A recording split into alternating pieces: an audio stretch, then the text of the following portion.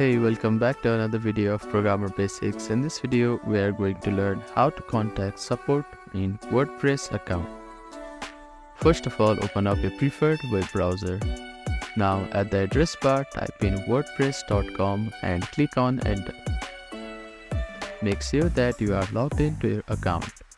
Now, hover your mouse to your profile icon, which is at the top right corner of your screen, and click on My Account option. After that, at the left hand side of your screen, scroll down to the bottom and you will find Support tab. Click on this tab and you can search for support on this box here.